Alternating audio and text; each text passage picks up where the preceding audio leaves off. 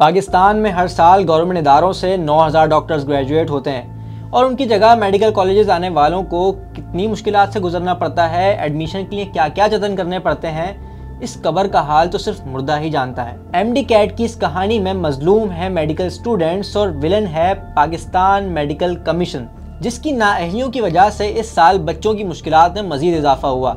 1 लाख बच्चों ने तकरीबन 9000 सीट्स के लिए टेस्ट दिया और पेपर आउट ऑफ सिलेबस आया। फिर क्या हुआ, आइए सुनते हैं उनकी ज़बानी जो इस मरहले से खुद गुजरे हैं। सिंध की साफ पॉलिसी थी कि आउट ऑफ सिलेबस नहीं जाएगा, जो पीएमसी का सिलेबस है उसी के अकॉर्डिंग आएगा। तो फिर आप क्यों गए आउट ऑफ सिलेबस? आपने हमसे पेंसिल से फिल करवाए, क्यों पेंसिल से फिल करवाए? सवाल क्या पैदा होता है पेंसिल से फिल करवाने का? हमसे गलतियां हो जाएंगी।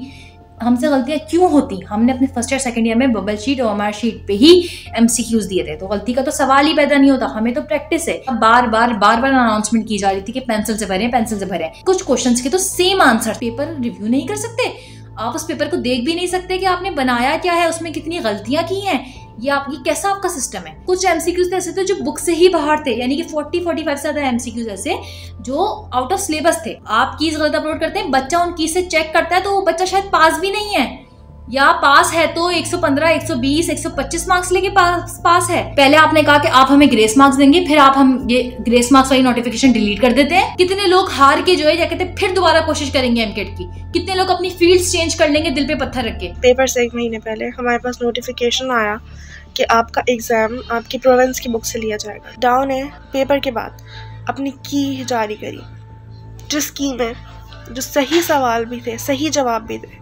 वो भी गलत हुए। इन तमाम इल्जामात पर पीएमसी का क्या कहना है, आइए सुनते हैं पीएमसी के manager media communication Mohammad Umar Khan से। यहाँ जो बच्चों के कुछ ये तहफ़्फ़ुज़ात थे कि कुछ सवालात जो है वो आउट ऑफ सिलेबस हैं या रेलेवेंट नहीं है, जो भी मसला है, उसके ऊपर से मेडिकल कमीशन के जो सदर हैं प्रोफेसर डॉक्टर निशात अहमद शेख, उनकी जानिब से तमाम वाइस चांसलर्स को इंस्ट्रक्शन दी गई कि इसकी तमाम मुकम्मल छानबीन की जाए और उस हिसाब से बच्चों को कम्पनसेट किया जाए। मैं आपको बताऊं कि वो नोटिफिकेशन बिल्कुल पाकिस्तान मेडिकल कमीशन की वेबसाइट पे आया था, लेकिन उसके बाद उसको चेंज कर दूसरा नोटिफिकेशन आ गया था।